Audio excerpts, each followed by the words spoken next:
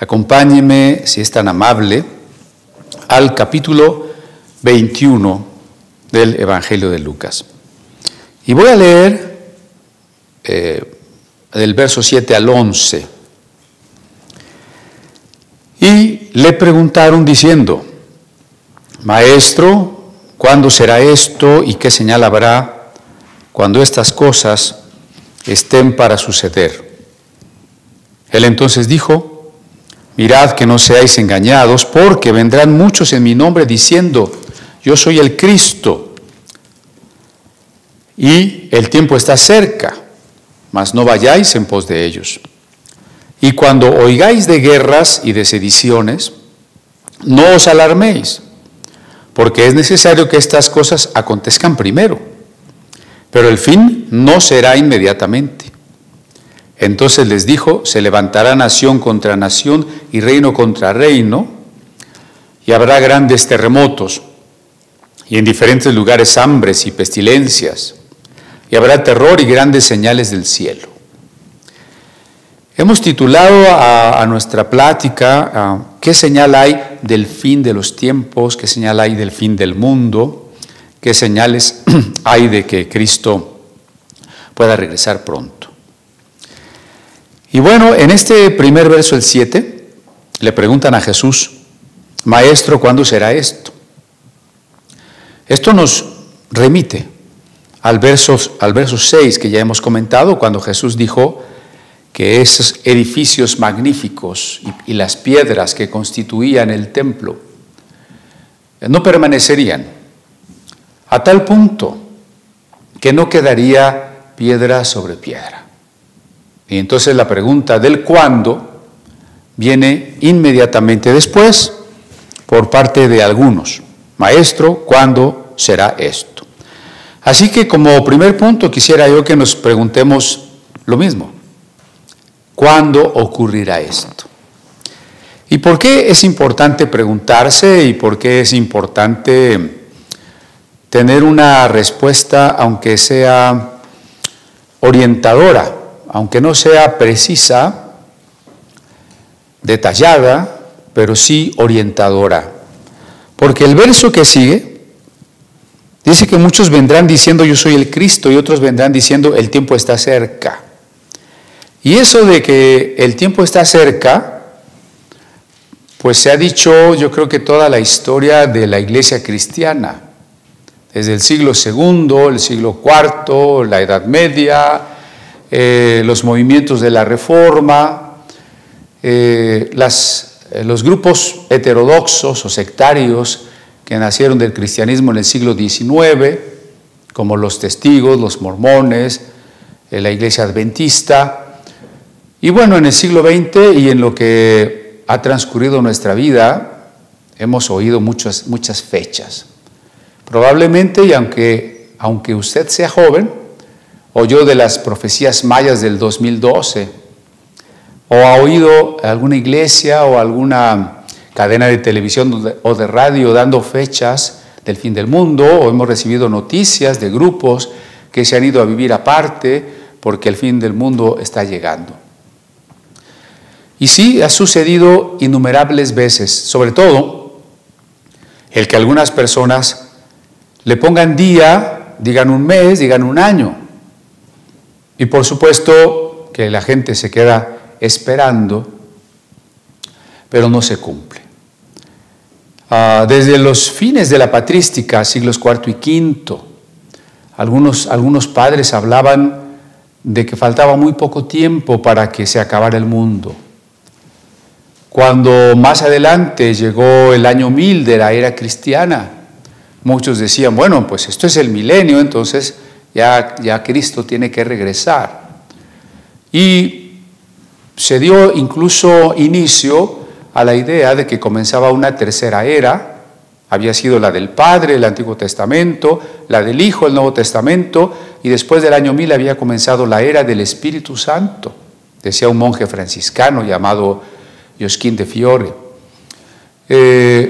Bueno, en el caso de la Reforma Protestante también hubo grupos anabaptistas que se fueron a vivir aparte a una ciudad que ellos llamaban ya la Nueva Jerusalén. Pensaban que allí se estaba estableciendo ya el reino de Dios, el milenio.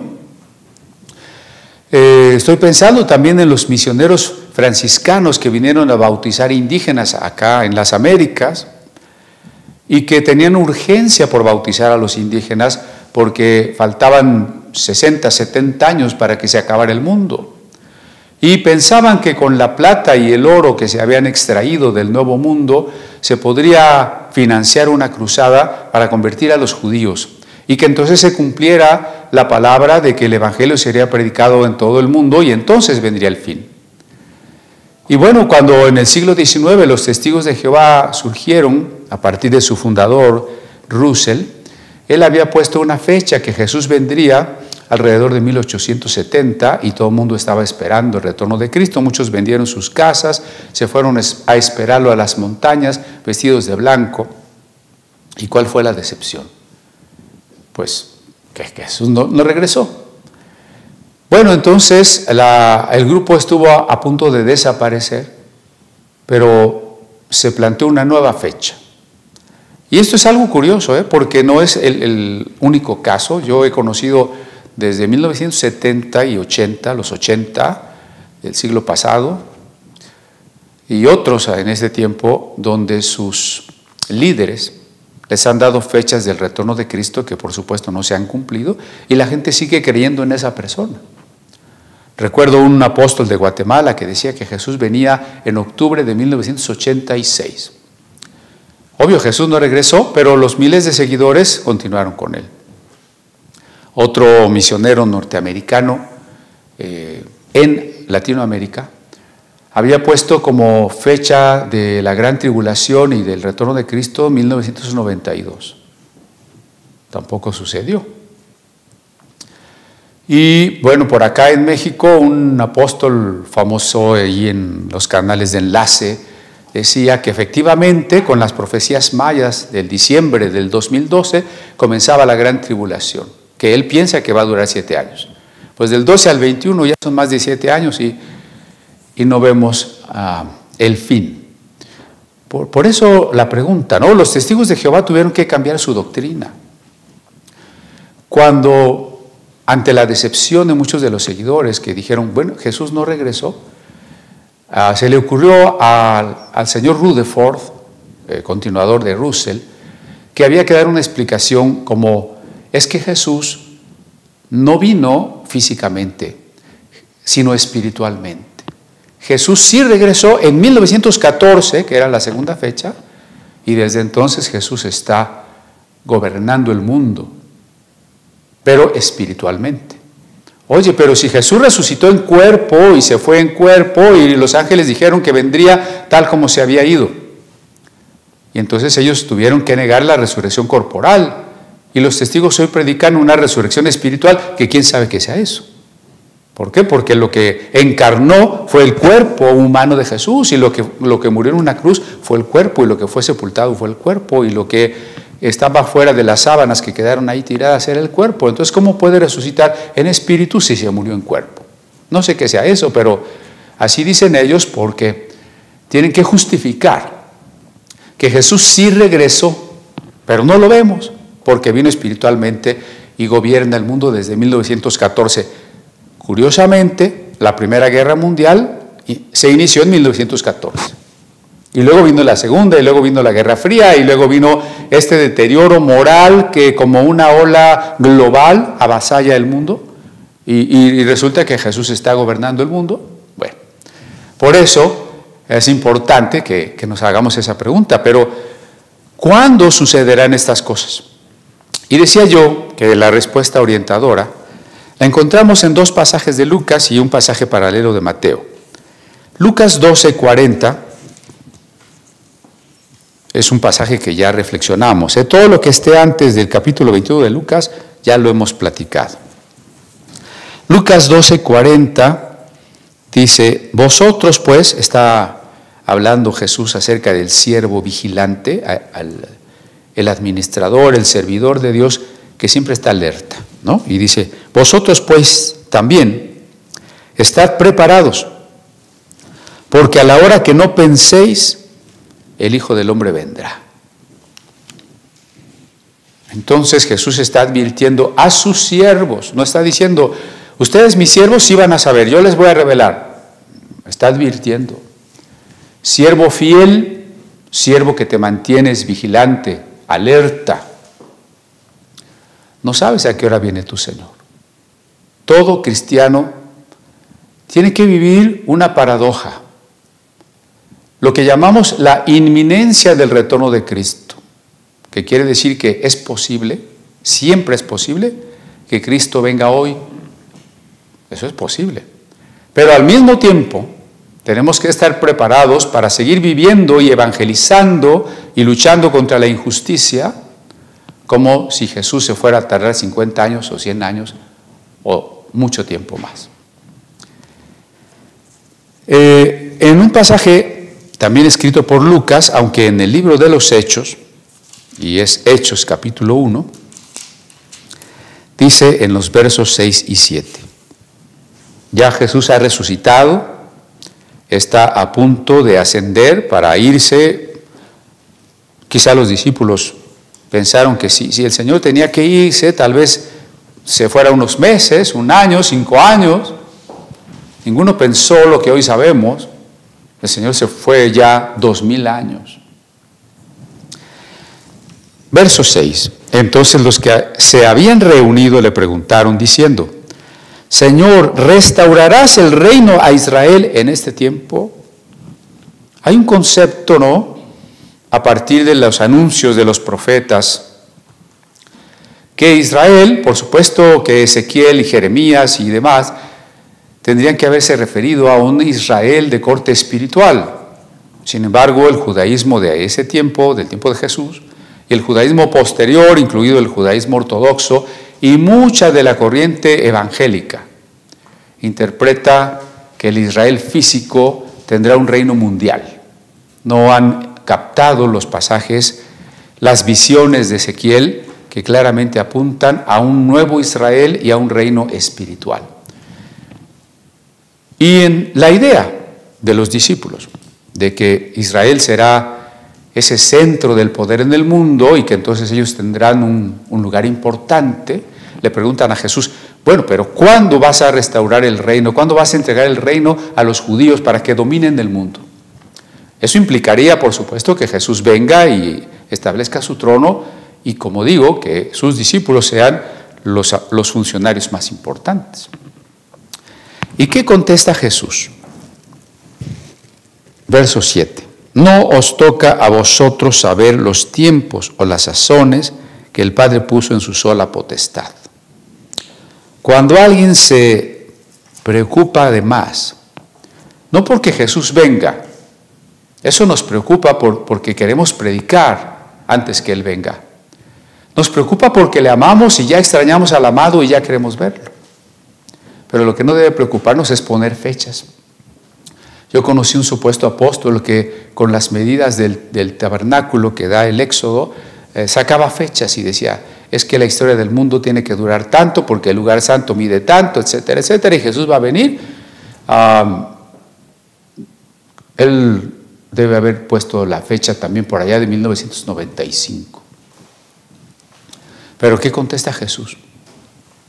No les toca a ustedes saber los tiempos, no les toca a ustedes saber los modos, aquí Casiodoro traduce las sazones, no les toca a ustedes saber. Y reitera, con una frase contundente, lo que el Padre puso en su sola potestad. Así que le digo, más bien repito lo que Jesús ya nos ha advertido. Cualquier persona que le venga a decir, el tiempo está cerca, estas son las fechas, porque Dios a mí me lo reveló, no haga caso, huya. Bueno, de hecho, cuando alguien se pare y le diga, es que Dios me reveló, ya sospeche. No le crea la mitad de lo que dice y la otra mitad dúdelo. Es que esa frase no es que sea imposible. Corintios habla de los dones del Espíritu, dones de revelación. Pero si el Señor me revela algo, yo lo voy a compartir siempre, considerando que puedo estar equivocado y que necesitas, lo que yo diga necesita ser juzgado por los que escuchan.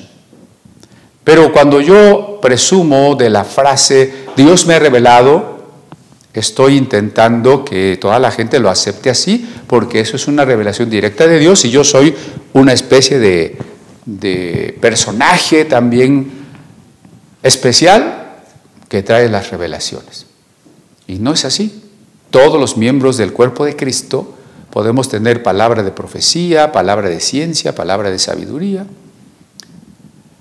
pero siempre sometida al juicio de los ancianos, al juicio de la palabra escrita.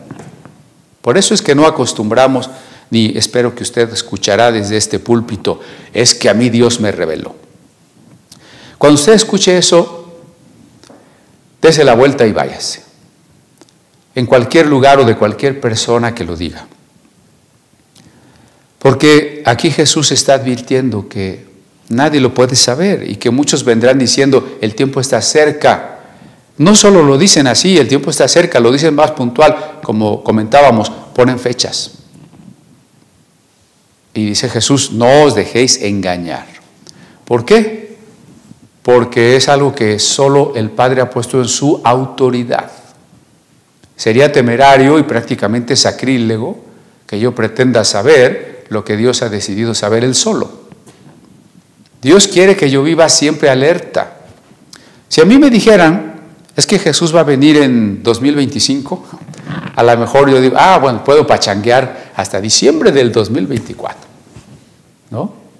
Dios no quiere eso. Dios quiere que yo viva todos los días con esa sensación de la inminencia. Y no por temor necesariamente, en el carácter de la madurez cristiana sería por amor. No tengo miedo de que Jesús venga como lo puede tener alguien que no esté preparado, sino por el contrario, como personas que amamos a Cristo, anhelamos que venga. Y por eso, en el anhelo de que venga, estamos todos los días preparados para lo que sea. Si el día de hoy es un día cómodo, estoy preparado para que, como Jesús lo advierte después, mi corazón no se cargue de los afanes de esta vida y me olvide de Cristo. Si me va bien, si me va cómodamente. Pero si hoy empieza la tribulación y me persiguen por Cristo y tengo que morir por Cristo, hoy estoy listo para eso. Y si Cristo viene hoy, pues también estoy listo para eso. Tenemos que estar listos para lo que sea. Mateo, capítulo 24, dice en su versículo 36. Por si los otros versos no fueran tan claros, miren esto. Pero del día y la hora nadie sabe, solo el apóstol fulanito de tal. ¿Verdad que no? Del día y la hora nadie sabe.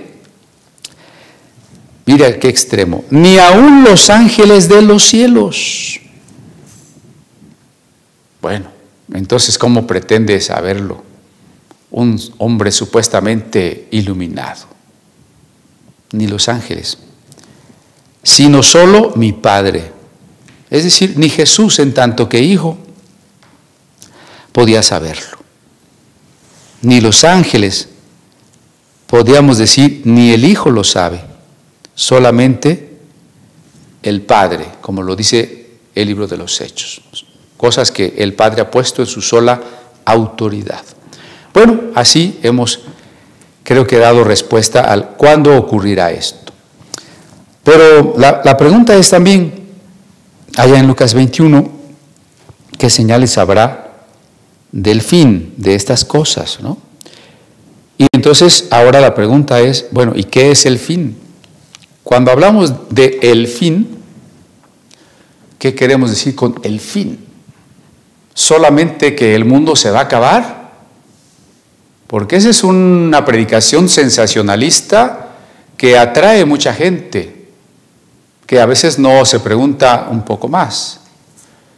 llega alguien a la puerta de su casa y toca y dice, venimos a hablarle porque ya se va a acabar el mundo, ya está cerca el fin del mundo, mire lo que está pasando, mire las noticias, ya se va a acabar el mundo, ¿no? Entonces sí, me espanto y a ver, ¿qué tengo que estudiar? ¿Qué tengo que hacer? Mire, hay que preguntarse más cosas.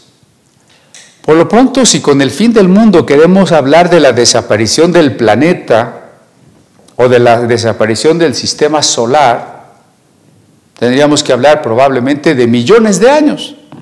Le faltan millones de años al Sol para que se extinga. Le faltan millones de años a este planeta para que quizá con una explosión solar o alguna catástrofe de ese tipo desaparezca también. Entonces no se refiere a eso. Cuando muchos pasajes de la Biblia, incluidos salmos y pasajes de los profetas, de Isaías, de Jeremías, hablan de que los mansos heredarán la tierra, de que Dios creó el mundo para él, de que la creación no es ociosa, tiene un fin. Entonces, ¿por qué hablamos de que la tierra se va a acabar? Sería otra pregunta. Por otro lado, ya hemos visto que mucha gente ha anunciado el fin del mundo muchas veces. En la Edad Media, cuando había epidemias, pandemias, hubo una más grande que el COVID-19, la peste negra, donde 1 de cada 10 personas moría. Con todos los muertos que hemos tenido por COVID, no estamos muy lejos de decir que de cada 10, 1 se muere. Estamos muy lejos de la epidemia de cólera que hubo en la Ciudad de México en 1831, donde 1 de cada 2 se moría. La gente pensaba que era el fin del mundo, pero no se acabó el mundo. Claro, pero es que ahora hay armas atómicas suficientes para destruir el mundo. Es que estamos acabando con las especies animales y vegetales. Es que ya tenemos todo contaminado. Es que ahora sí se va a acabar el mundo. No lo sabemos. ¿Qué tal que la creación se repone, entra en una homeostasis y se recupera y los que desaparecemos somos nosotros? ¿Qué queremos decir con el fin del mundo?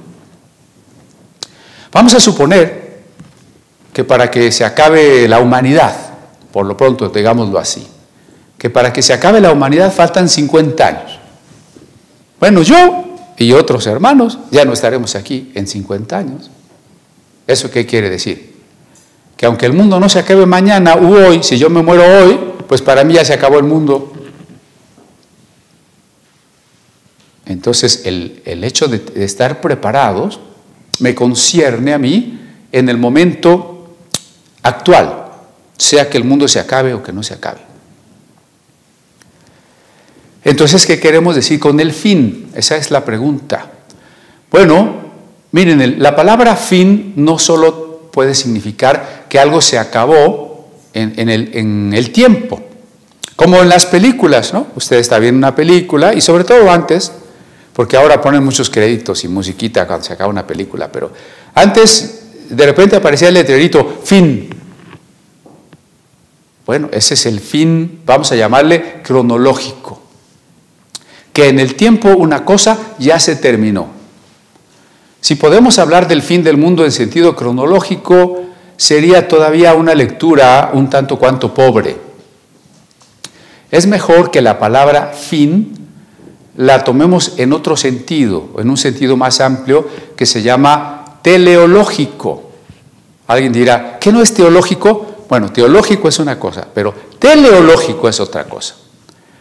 Teleos o telos en griego significa el para qué de una cosa y en ese sentido su objeto, su finalidad. Ahí es diferente, ¿no? Es diferente decir, ya se acabó esto porque en el tiempo ya no existe, a decir, esto ya llegó a su fin, es decir, a su meta, a su para qué. Eso sí está muy interesante.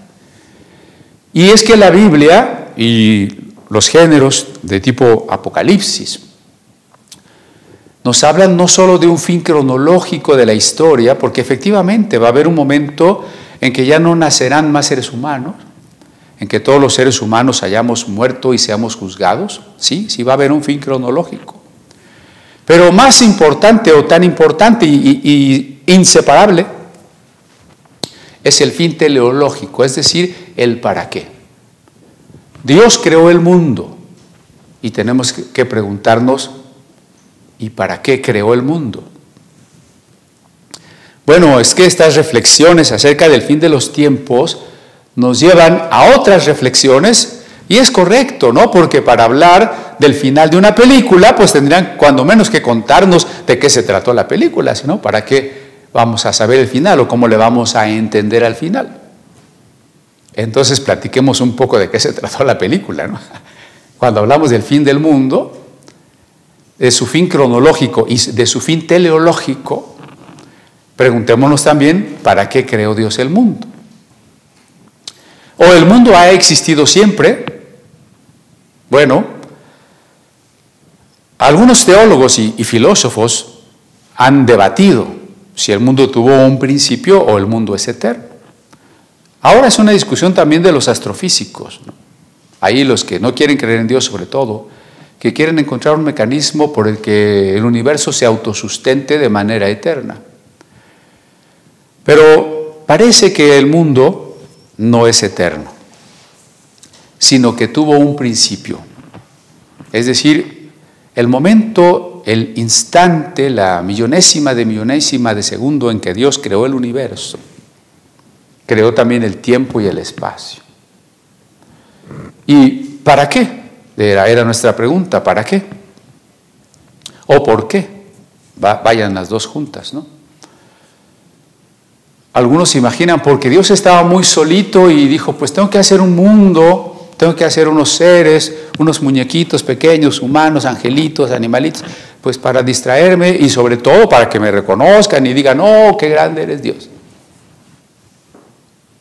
Imagínense qué concepto de Dios sería ese, qué idea tan extraña de un Dios que está ahí muy solito y que necesita un público que le aplauda. Cuidado, porque eso es lo que estamos implicando a veces cuando decimos, es que Dios creó el mundo para su gloria. O sea, Dios quería una especie de espejo donde mirarse y decir qué guapo soy, su creación. Por supuesto que no. Algunos filósofos anteriores a Cristo, que se llamaban los epicúreos, decían, el mundo tiene que ser eterno, porque si tuviera un principio, tendríamos que preguntarnos qué estaban haciendo los dioses antes de crear el mundo. Estaban de ociosos. ¿Estaba Dios de ocioso antes de hacer el mundo? Bueno, en fin, no quiero solamente ponerlos a pensar, sino que lleguemos a esta parte importante del para qué. Y la mayoría de cosas que conocemos tienen una finalidad, aún en la naturaleza. Y aunque también ha habido pensadores, ha habido filósofos que dicen que no es cierto que las cosas tienen una finalidad, es muy difícil de negar eso, sobre todo en la vida real. ¿Acaso la cáscara de la fruta no tiene una finalidad? ¿Conservarla? ¿Acaso las cadenas ecológicas, alimenticias, no tienen una finalidad? ¿Acaso los distintos órganos de nuestro cuerpo y de los cuerpos de los animales y sus características no tienen una finalidad? ¿No tiene una finalidad del ojo? ¿No tiene una finalidad del oído? Claro que sí. Y las cosas que hacemos, este púlpito, estos cassettes, estos lentes, todo tiene una finalidad. Y por eso la pregunta, ¿y para qué existe el mundo? ¿Y para qué existimos nosotros los seres humanos? ¿Para qué existimos los seres humanos? Bueno, existimos, alguien dirá, conforme a los catecismos, ¿no? Existimos para adorar a Dios, existimos para la gloria de Dios. Sí, aceptemos eso, pero ya hicimos la pregunta, si Dios necesitaba ser reconocido, necesitaba ser adorado, porque si no, pues cómo iba a ser grande si nadie lo reconocía. Partamos del hecho de la revelación que Dios nos ha dado en la Biblia, en la Escritura, de que Dios es infinito, entonces Dios no es más glorioso mañana, Él ya es infinitamente glorioso. De que Dios es eterno, de que Dios es completo, es absoluto, es soberano, y eso significa que Él no necesita nada, no está obligado a crear nada, ni necesita de la creación. Por tanto, el acto de la creación divina, el que Dios haya decidido hacer el mundo y Dios haya decidido hacer al hombre, es un acto de Dios absolutamente libre. Claro, que esto lo digo en sentido metafórico, porque hablar de libertad en Dios también tiene sus problemas, ¿no? Pero al menos usemos términos humanos, porque no tenemos otros términos para referirnos a Dios más que los antropomorfismos, es las formas humanas. Si Dios no estaba obligado a crear nada, entonces su creación es un acto libre de su voluntad. Pero eso no significa que en Dios no tenga una finalidad. Y volvemos a la pregunta, ¿y para qué Dios crearía el mundo? Sí, estamos aquí y adoramos a Dios, pero hay otra pregunta más. Bueno, hoy es el día de las preguntas, creo, ¿no? ¿Para qué adoramos a Dios? ¿O por qué adoramos a Dios? La respuesta correcta, digo, porque puede haber varias motivaciones de por qué adoramos a Dios. La correcta sería porque le amamos. Si adoramos a Dios porque hay que repetir oraciones y cantos para salvarnos, no es la respuesta correcta. Si adoramos a Dios porque Él merece ser adorado y para eso existo y pues ni modo, tengo que hacerlo, no. Adoramos a Dios porque le amamos. Es en toda relación amorosa, y siempre estamos insistiendo en que la relación con Dios es una relación amorosa y por tanto hay analogía con el amor que nos ha dado Él entre humanos. Cuando amamos a una persona, como resultado de ese amor, le alabamos, le decimos qué bella es, o qué importante, o qué perfecta. Es un resultado del amor. Entonces, adorar a Dios tiene que ser un resultado del amor. Y decía San Juan, nosotros amamos a Dios porque Él nos amó primero. Y esa es la respuesta. Dios creó a los seres humanos para que pudiésemos tener la capacidad, el intelecto, la voluntad, la capacidad de conocerlo.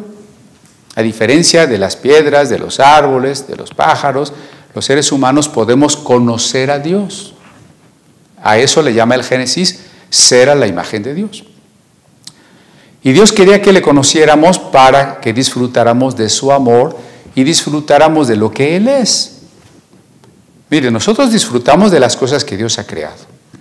¿Usted disfruta mirar una hermosa luna llena por la noche? ¿Usted disfruta mirar el sol cuando sale por la mañana? ¿Disfruta mirar el mar? ¿Disfruta un baño de agua fresca? ¿Disfruta una suculenta comida? Bueno, disfrutamos de las cosas creadas. Pues Dios es más bello, más sublime, más profundo que las cosas creadas. Entonces, si nos creó para disfrutar, mirar el cielo, si nos creó para disfrutar las montañas y el mar, y si nos creó para disfrutar la familia y la comida, y Él es más que todo eso, entonces Dios nos creó para disfrutarlo a Él. Y eso es maravilloso. ¿Y qué tiene que mover a alguien? El permitirme que yo me deleite conociéndolo. Pues el amor. Porque Dios ya existía y yo no existía. Dios me dio la existencia. ¿Para qué? Para que yo pudiera disfrutar de lo que Él es. Eso es grandioso. Dios no tenía necesidad de mí. Por un acto libre, desinteresado, por pura gracia, Dios me dio la existencia para que yo lo conozca. Pero como Dios es amor, conocer a Dios es conocer que me ama. Y que el amor es dar el ser, entonces existo porque Dios me da el ser, eso es amor. Y existo y sigo existiendo porque a pesar de haberle fallado a Dios y haberme alejado y de no haber respondido a su amor, Él me sigue amando a tal punto que murió por mí. Entonces, ahí ya estamos comenzando a responder, ¿no? Existimos, fuimos hechos para disfrutar el amor de Dios. ¿Y cuál es la manera más plena de disfrutar el amor de alguien. Respondiendo, amando. No se va a disfrutar igual el saber que alguien me ama si yo no le amo. Pero va a haber un deleite pleno si se da un amor recíproco de las dos partes. Y por eso la finalidad de la existencia es esa. Hay finalidades inmediatas o secundarias, ¿no? Bueno, ¿para qué existo? Pues para disfrutar la comida, y qué rico es comer, ¿no? Y existo para trabajar, y existo para tantas cosas. Pero ¿cuál es la finalidad última? Cuando incluso mi cuerpo ya haya muerto, ¿cuál será la finalidad última? Bueno, esta relación eterna, amorosa, donde yo cada día, si es que se puede hablar de días en la eternidad, ¿no? Voy a conocer más a Dios, a enamorarme más de Él, a conocer, a comprender mejor su amor y amarle más, entregarme más. Y por tanto, claro, adorarle como resultado de ese amor. Pero es un amor en el que ambas partes se deleitan. Por eso hay pasajes en la Biblia que hablando de Dios, dicen que Dios callará de amor, que Dios se regocijará sobre ti con cantos. No solo yo amo a Dios y me regocijo en Dios, Dios nos ama y se regocija con nosotros, por nosotros, su esposa amada. Somos su esposa amada. Esa es la finalidad. Y esa es la que tenemos que tener presente cuando leamos el Apocalipsis o los sermones proféticos de Cristo. Sí se está hablando de un fin cronológico, sí se está hablando de crisis, sí se está hablando probablemente de un cataclismo universal, pero todo eso no son más que preludios, antecedentes para el fin auténtico, el fin que nos importa. Y ese fin que nos importa es que lleguemos a la plenitud de aquello para lo cual fuimos creados, la unión íntima, amorosa, recíproca, indescriptible, sublime, deleitosa entre Dios y nosotros, entre el esposo y la esposa. Eso es el fin. El fin es, por tanto, tiempo de redención. Claro, pero antes del tiempo de redención, decía yo, viene la historia humana de conflicto, de lucha entre el bien y el mal, de lucha entre el pueblo de Dios y las fuerzas demoníacas. Esa es la historia. La historia es una historia de conflicto. Un conflicto básicamente entre el pueblo de Dios y las fuerzas demoníacas. Y sobre todo en este tiempo cronológico, valga el pleonasmo, ¿no?, que ya toca a sus últimos momentos, vamos a vivir y estamos ya estamos experimentando un caos moral previo a la consumación del plan divino. Apocalipsis lo expresa como que Satán ha sido echado a la tierra y sabe que le queda poco tiempo. Es como alguien, dicen, un dicho popular, da patadas de ahogado, ¿verdad? Pero pues en sus últimos esfuerzos todavía va a salpicar a mucha gente, porque sabe que le queda poco tiempo. Ese es el caos que precede a todos los pasajes escatológicos. Ya decíamos, creo que el domingo pasado, qué cosa es la escatología. Nos están mostrando que hay una lucha entre el equilibrio, la armonía de la existencia, que permite la existencia, y el caos y el desorden que siempre amenaza a la existencia. No sé, el paso de las estaciones del año está siempre amenazado porque venga una inundación o que llueva demasiado o que un año o 2 años no llueva. Siempre nuestra vida, por ejemplo, si tenemos salud, está amenazada por la posibilidad de que nos enfermemos o de que tengamos un accidente. El caos siempre amenaza al orden. Y los apocalipsis se tratan de eso, esta plática de Jesús hablándonos del caos que amenaza instantes anteriores al fin sobre todo un caos de tipo moral, inundará, como decía yo antes, como una ola terrible al mundo. Eso significa que el tiempo está cerca, ¿sí? Cuando ya viene la consumación ¿de qué? Del reino de Dios. Cuando ya viene la resurrección de nuestros cuerpos y la renovación de todas las cosas. Así que, en otras palabras y otra vez, ¿qué es el fin teleológico? Que ya estemos en plena intimidad amorosa con nuestro Creador. Es decir, que el reino de Dios se haya establecido plenamente.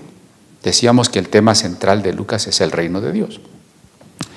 Que nuestros cuerpos hayan resucitado y estemos en ese sentido totalmente redimidos.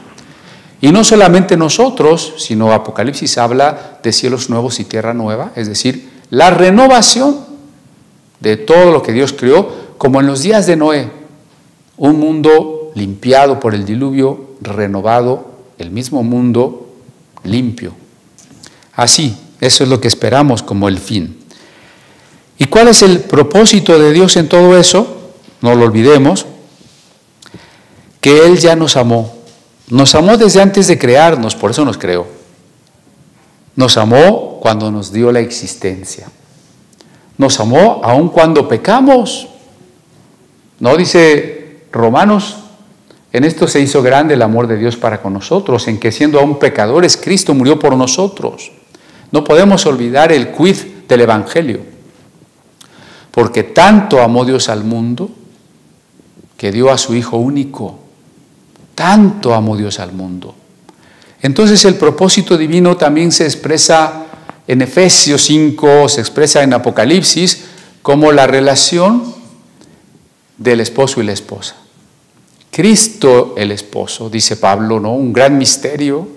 Cristo perfeccionando a la iglesia para presentársela gloriosa, vestida de blanco, sin mancha ni arruga. O lo dice Apocalipsis, ¿no? En la tierra nueva, dice Juan, yo veía descender la Jerusalén celestial, ataviada, preparada, vestida como una esposa para su marido. Y entonces desde el capítulo 19 es el grito de los ángeles, he aquí las bodas del Cordero. Ese es el propósito divino. Bueno, entonces volvamos a nuestro pasaje Lucas 21. No seáis engañados. Si Jesús nos está advirtiendo de antemano que no debemos ser engañados, ¿no? Y nos dice el por qué. Porque vendrán muchos en mi nombre diciendo, yo soy el Cristo. Hay muchas formas de decir yo soy el Cristo, ¿no? Hay una mujer que se hace llamar Cristo Lisbeth Melquisedec. Es una mujer que tiene o heredó de su marido, que se decía también de Cristo, estaciones de radio y televisión y tiene muchos seguidores. Muchos siempre han propuesto ser Cristo que ha regresado o apóstoles en los que hay una unción como la de Cristo o que tienen que continuar la obra de Cristo o como dicen los musulmanes, si Cristo fue un profeta, pero Mahoma es el más grande de los profetas. Alguien que quiere estar en el lugar de Cristo. Una de las señales entonces que hemos visto a lo largo de la historia, esto es importante, las señales de las que estamos hablando aquí, han sucedido toda la historia. Esto es curioso porque entonces tendríamos que decir, pero entonces ¿cómo vamos a saber que el fin ahora sí ya está cerca si hay señales que han sucedido todo el tiempo? Yo creo que ha sido una mala lectura del Apocalipsis el pensar que los 4 jinetes van a venir algún día, cuando la realidad es que esos 4 jinetes, que son el caballo blanco, rojo, negro y amarillo, que representan los falsos cristos, la guerra, el hambre y las pestes, pues han estado siempre asolando la humanidad. Los 4 caballos han cabalgado 20 siglos, hablando de la era cristiana. Entonces, ¿qué es lo que quiere decir Jesús con ello? Que cada generación de cristianos tiene que vivir alerta, por ahí empezamos, ante la inminencia de su retorno, pero también ante la aparición de falsos cristos. Los falsos cristos no van a venir en el año 2025, en el año 2030, en el año 2200. Los falsos cristos están aquí ahora. Los falsos cristos estuvieron en el siglo pasado y en cada uno de los siglos que nos han precedido. Cada generación de cristianos ha tenido que enfrentar a sus anticristos, sus doctrinas falsas, sus engañadores, sus falsos profetas, sus lobos vestidos de ovejas. Cada iglesia, cada generación, cada cristiano. Eso es lo que Jesús nos está advirtiendo. Platicaba con el hermano, o me mandaba algunas reflexiones, nuestro hermano Julio Rodríguez, pensando pues que ese propósito de Dios, ese propósito eterno de vivir en una comunión amorosa con Él, que de manera terminológica se puede llamar el paraíso, el cielo, la vida de resurrección. Y él decía, pero ¿cómo vamos a disfrutar si algunos de las personas que amamos o que conocimos no se salvaran, ¿no? Y citaba él, por lo pronto, a un filósofo que se llamó Albert Camus, un existencialista ateo, que decía que, pues sí, la fe es aceptar la salvación, pero es también conformarnos con la manera en que está el mundo y aceptar la injusticia. No es así. Esa es una mala interpretación de Albert Camus, no de Julio. ¿Por qué? Porque entonces no está entendiendo qué es la fe. Es cierto que hay cristianos que tienen un remedio de fe y dicen, yo ya soy salvo y yo ya estoy esperando el arrebatamiento, y se encierran entre las cuatro paredes de su templo. No quieren contaminarse con el mundo, no con esos malvados de afuera, con esos que han cambiado de género. Aquí nosotros encerrados, los limpios, los puros. Acuérdense que fariseos también quería decir los puros. Esperando a Cristo. Sí existe esa actitud de resignación, de pasividad, de aislamiento del mundo, pero eso no es la fe.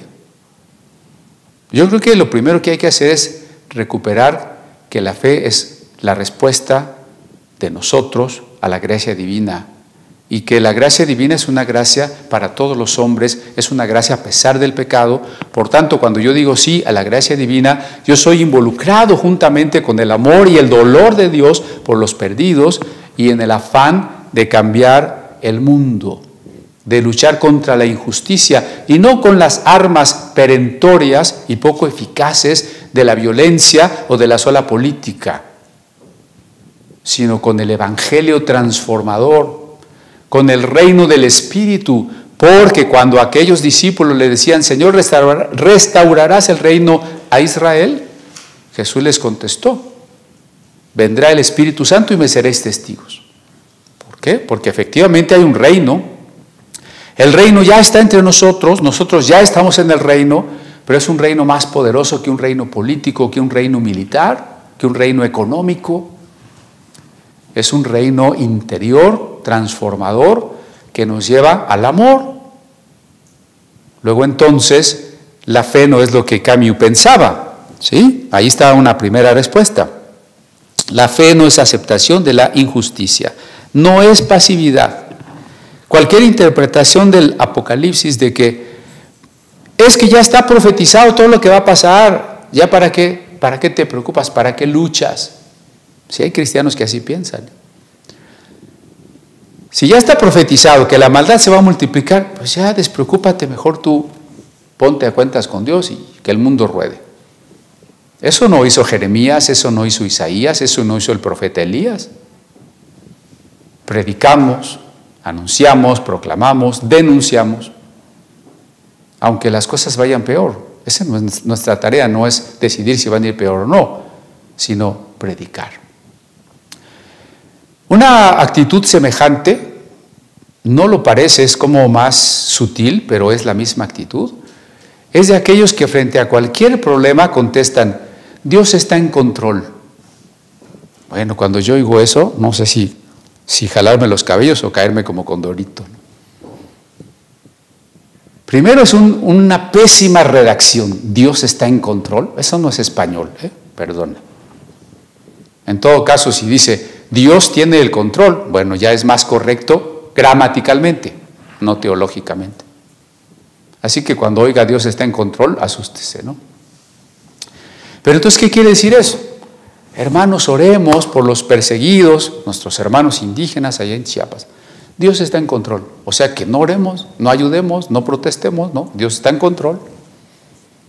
Y si Dios está en control y los están linchando, apedreando, quemando, despojando, es porque así Dios quiere controlar las cosas, ¿no?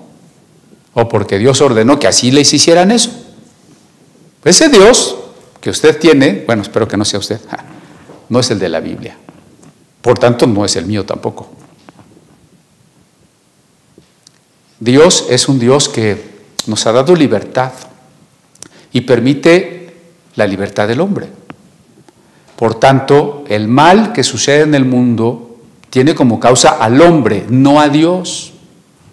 El mal no existe porque Dios está en control. A veces algún hermano está enfermo y hay que pedirle a Dios misericordia por si quiere sanarlo, hay que pedirle a Dios que le fortalezca, o hay que ir a visitarlo, o hay que ayudarle con algo porque no puede ir a trabajar, pero la gente, el cristiano mediocre y carnal, se conforma diciendo, sí, ya oramos, Dios está en control. No hagamos eso, queridos hermanos, porque esa es una pasividad, es una hipocresía, es una falta de entendimiento. Nosotros estamos aquí como profetas y sacerdotes. Todos los que somos discípulos, todos los que somos creyentes, somos profetas y sacerdotes. ¿Y cuál es la tarea de un profeta? Pues ir a hablar. ¿Y cuál es la tarea de un sacerdote? Ayudar, enseñar, interceder. No, imagínense que el sacerdote y el profeta se cruzan de brazos y dicen, Dios está en control. Acuérdense que no se dice Dios está en control, de todas maneras, ¿no? Bueno, seguía las reflexiones de mi hermano Julio y él decía, pero a ver, si yo estuviera en el cielo, vamos a decirlo así, ¿no? Y sé que mi hijo, mi primo, mi mamá no están aquí, sino que están en el infierno, ¿cómo voy a disfrutar el cielo? ¿No será un infierno en el cielo saber de mis familiares perdidos? Bueno, primera cosa que está muy relacionada con eso, es que algunos acusan a Dios de injusticia. ¿Por qué Dios no salva a todos? Dios sería injusto si no salva a todos. O como dicen los testigos, ¿no? No puede existir el infierno porque Dios no puede mandar a sus hijos a un infierno. A ver, vámonos más despacito. Primera, lo que llamamos infierno, que acotemos brevemente, no es más que la separación del amado. Es una situación, un estado que cada ser humano decide. En otras palabras, alguien, ya iba a decir usted, pero no usted, alguien se va a ir al infierno, no porque Dios lo mandó, sino porque esa persona así lo decidió. Eso, primer punto que debe de quedar muy claro, ¿no? Y entonces, ¿qué pretenderíamos? Que Dios obligara a la persona que no quiere amarle a amarle, decir, pues ahora, aunque no me ames, aquí te voy a tener eternamente junto a mí. Dios no ha querido ser así. La libertad tiene un precio. Y ahí es donde creo yo que algunos existencialistas y algunos románticos se equivocaron, porque defendiendo la libertad no entendieron el precio de la libertad. Pero bueno, sigamos adelante. No solo Dios no nos manda al infierno, claro, a ver si no me avientan jitomates o piedras, porque la manera en que se acostumbra a decir es que es Dios quien nos manda al infierno. Pero yo estoy diciendo que cada quien se va solo, porque es la decisión de cada hombre no amar a Dios, rechazar la gracia, despreciar el perdón, es una decisión del hombre. Pero no solo Dios no nos manda al infierno, no quiere que vayamos. ¿Cómo sé que Dios no quiere que vayamos? ¿Sabe cómo sé?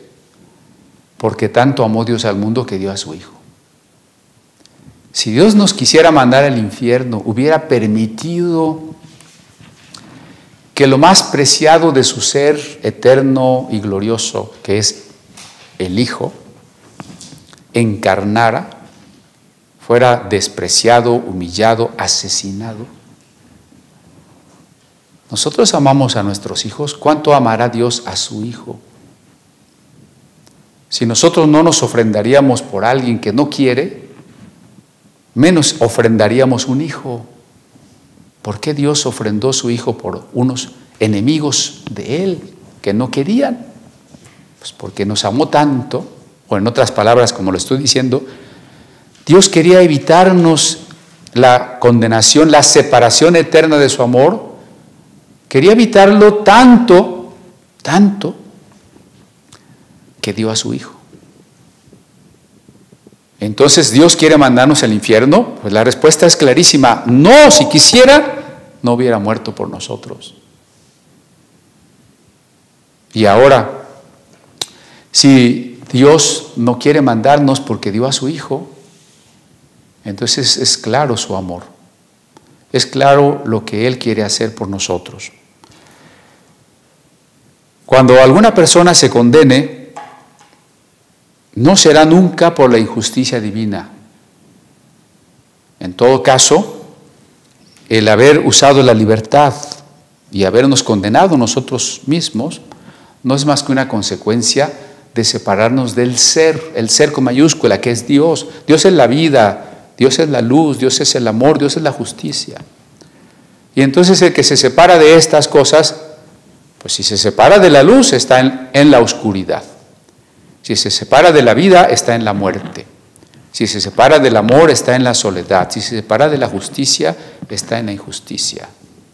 Pero ya lo repetía Pablo en su carta a los Romanos: sea Dios veraz y todo hombre mentiroso, defendiendo la justicia divina.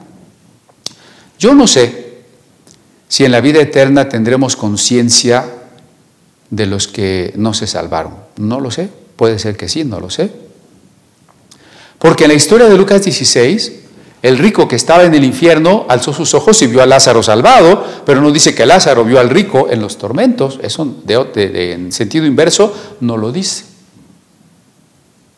Tal vez lo sabremos, tal vez no. Lo que sí podría atreverme a afirmar es que el estado de perfección y de aceptación de la justicia divina, el nivel de comprensión del plan de Dios y lo que Dios permite, será tal que no nos impedirá disfrutar. Y no es porque sea egoísmo o desinterés o desamor, porque ya hemos puesto como base de todo esto el amor de Dios infinito, incondicional, por sus criaturas. Es el mismo amor que Él comparte y que Él produce en nosotros para los demás. Por eso no es una falta de amor. Bueno, entonces sí, he dicho muchas preguntas, he invitado a muchas reflexiones, pero no olvidemos algunas cosas básicas que yo les he estado compartiendo, ¿no? ¿Cuál es el fin de nuestra existencia? Que usted cada día disfrute más y conozca más a Dios, su persona y su amor. Y que usted y yo cada día decidamos amarle más y más y más. También hemos visto que el Señor puede venir, no sabemos cuándo, hoy o dentro de 100 años, pero que estamos listos para ambas cosas. Para que venga hoy y podamos recibirle gozosos. O para que no venga hoy, se tarde mucho y mientras yo sufra o me maten por Él. También estoy dispuesto y también estoy listo. Y también estamos viendo lo tremenda que es la responsabilidad de la libertad, el precio de la libertad. Y eso no es para los incrédulos nada más, para usted y para mí. Todos tenemos que asumir las consecuencias de nuestras decisiones, las buenas y las malas, las favorables y las adversas. Bueno, vamos a continuar.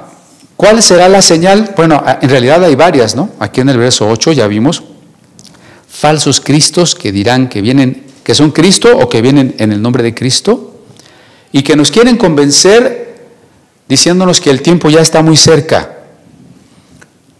¿Y cómo nos invitan a decir que el tiempo está cerca? Tuvimos hace unos días un temblor aquí en la Ciudad de México de 7.5, algo así.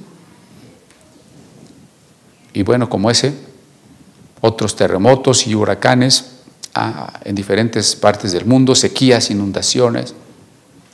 Y casi Todos los titulares de los periódicos nos hablan de guerras, guerras entre países, guerras civiles internas, o guerras contra el narcotráfico. Estamos llenos de guerras. Y entonces algunas personas dirán, bueno, es que esos son pruebas de que Cristo ya viene, porque mira, Israel ya bombardeó Siria, o que China ya está en problemas con Estados Unidos, que Estados Unidos ya abandonó Afganistán, que, no sé, todos los días habrá noticias de conflictos bélicos, conflictos políticos, desastres naturales, desgracias sociales, todos los días. Y el cristiano alarmista, sensacionalista, siempre está diciendo, mira, ya ves, ahora sí ya viene Cristo. Es más, hasta te busca versículos. Cuando se cayeron las Torres Gemelas, precisamente el 11 de septiembre, un 11 de septiembre hace algunos años, no faltó el que buscó versículos. Es que acá en el profeta Ageo dice, derribaré tus torres. Ya estaba profetizado que se iban a caer las Torres Gemelas. Bueno, y si ya estaba profetizado, ¿por qué no lo dijiste antes, no? Todas tus interpretaciones proféticas son a posteriori. O sea, cuando ya pasaron las cosas, pues ya jaloneas de los cabellos un versículo y ya dices que estaba en la Biblia, ¿no? Pero mejor veamos la advertencia de Jesús. ¿Qué dice en el verso 9? Y cuando oigáis de guerras y sediciones, la interpretación clásica es, cuando oigan guerras, revoluciones, sediciones, conflictos, es que ya, ahora sí ya viene Cristo. Pues fíjense que este verso 9 dice lo contrario. Cuando oigáis de guerras y de sediciones, no os alarméis. Caray, yo no sé si esto lo había visto así, ¿no? No os alarméis. Hermano, es que Estados Unidos o Israel, sobre todo les gusta hablar de Israel, ¿no? Es que Israel ya está en conflicto, en una guerra con Siria y ahora sí se va a desatar. ¿Y qué le preocupa? Aquí dice, no os alarméis. ¿Por qué? Porque es necesario que estas cosas acontezcan primero. Necesario significa lo que tiene que suceder así y no puede ser de otra manera. Si yo suelto estos lentes, necesariamente se van a caer, no puede ser de otra manera. No puedo suponer o dudar, si los suelto, se irán para arriba o se irán para abajo. Es necesario que se vayan para abajo, ¿no? Eso significa necesario. Es necesario que esto suceda primero. Y todavía aclara, pero el fin no será inmediatamente. Entonces no se deje engañar con eso de el tiempo está cerca. Es que Cristo viene antes de 5 años. Es que el próximo año ya viene Cristo. Es que Dios me reveló que ya estamos en la gran tribulación. La iglesia ha estado siempre en la gran tribulación. Si la iglesia es iglesia auténtica, siempre ha estado en gran tribulación. Si usted la vive tranquilamente o su cristianismo es así muy cómodo, pregúntese si será un auténtico cristiano. Oiréis de guerras y rumores, pero no se alarmen. Todo esto tiene que pasar. Los 4 jinetes tienen que cabalgar sobre el mundo estos 20 siglos. Eso es necesario. No puede ser de otra manera. Así tiene que suceder primero, pero todavía no es el fin. Entonces, antes de decirnos cuáles son las señales del fin, nos está diciendo cuáles no son las señales del fin. Mucha gente se ha dejado engañar por ello.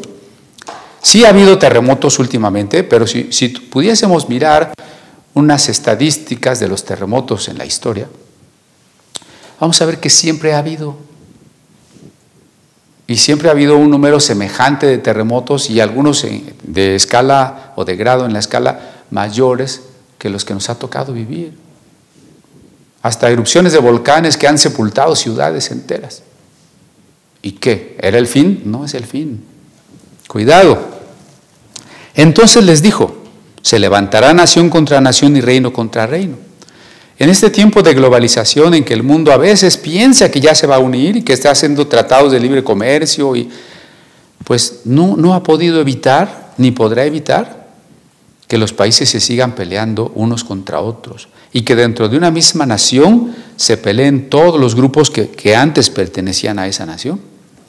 Y el verso 11, y habrá grandes terremotos y en diferentes lugares hambres y pestilencias, y habrá terror y grandes señales del cielo. Sí va a haber eso.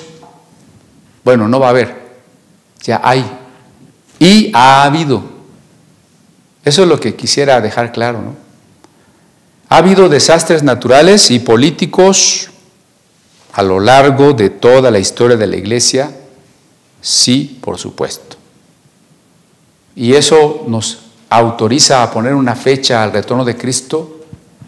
No, la respuesta es no. Como veremos en otros versículos, de los cuales ya hoy no me va a dar tiempo, pero si Dios quiere la próxima semana, veremos de más desastres, casi todos de tipo físico, pero quiero cerrar con esto. Las catástrofes, terremotos y demás descripciones no apuntan en un primer término a problemas de tipo literal, de tipo físico. Sí, porque los terremotos son necesarios, son un mecanismo de la creación, de cómo Dios hizo la tierra. Los terremotos no son del diablo. La pandemia, el COVID-19, los virus no son del diablo, son parte de la creación de Dios. Hay que tener cuidado con eso, ¿no? No digamos, es que lo que está pasando, todo viene del diablo. No. Por supuesto, los desastres políticos no son de Dios, son del hombre. Pero lo que quiero subrayar es lo siguiente: que el sol se convertirá o dará menos luz y la luna se convertirá en sangre y las estrellas se caerán y todas las descripciones de catástrofes físicas no señalan directamente a reales o literales catástrofes físicas. Todas ellas apuntan a la lucha entre el orden y el caos en el terreno espiritual. Lo que Jesús quiere que comprendamos, y lo que es el mensaje profético, en tanto que profecía es un mensaje de Dios para estar preparados, para arrepentirnos, para volvernos a Él, es que todos esos son símbolos del caos moral que el mundo vive, y allí sí le concedo toda la razón. Un caos moral que está llegando a sus puntos más profundos y que está generalizado. Si antes nuestro planeta estaba dividido en países que difícilmente se comunicaban unos con otros, sobre todo los que estaban muy lejos, efectivamente hoy vivimos una época de globalización. Todo lo que sucede en cualquier parte del mundo afecta, en sentido económico y político, a toda otra parte del mundo. Las comunicaciones y la informática permiten un control y unas noticias y una información inmediata a todo el mundo. La producción, la economía de cualquier, a veces de algo tan sencillo como un aparato en nuestra casa, manifiesta la cooperación de muchas partes del mundo. Por eso es que el mal, la inmoralidad, el relativismo, la debacle espiritual, hoy están globalizados. Antes, tal vez Babilonia, en su tiempo de decadencia, se había vuelto más malvada y llegó a su final. La Roma de la última época de los Césares, una Roma decadente, conocida por su depravación, pero era Roma. Pero hoy es el mundo, todo el mundo. Por eso estas catástrofes que el Señor nos advierte, no están desconociendo que los eventos naturales han sucedido siempre. Nos está previniendo para que entendamos la metáfora. Así que sí, no os alarméis. ¿Por qué? No porque no me afecte. ¿Me va a afectar un temblor? Sí. ¿Se puede caer mi casa o me puedo morir yo? No os alarméis. ¿Por qué? Porque se va a caer la economía y a mí no me afecta. Sí me afecta. Porque me cubro con la sangre de Cristo y a mí ni el smog me afecta. Eso es falso. Sí me afecta el smog y me afectará el COVID y tengo que usar cubrebocas. Pues entonces, ¿por qué no me voy a alarmar? Porque aunque tenga que sufrir y aunque el mundo sufra y aunque el mundo se aparte de Dios y aunque el caos moral sea una vorágine, un remolino que hunde y arrastra. Yo entiendo la finalidad para la que he sido creado. Yo estoy en el camino de la plena realización, creciendo cada día en el conocimiento de Dios, en el amor de Dios, y cada día rindiéndome a Él para amarle más con todas mis fuerzas, con toda mi mente, con todo mi corazón. Y por supuesto, a nuestro prójimo como a nosotros mismos. Lo que motiva a la fe auténtica, a no cruzarse de brazos y decir Dios está en control, sino motiva a la fe auténtica a proclamar y a llevar el Evangelio hasta lo último de la tierra.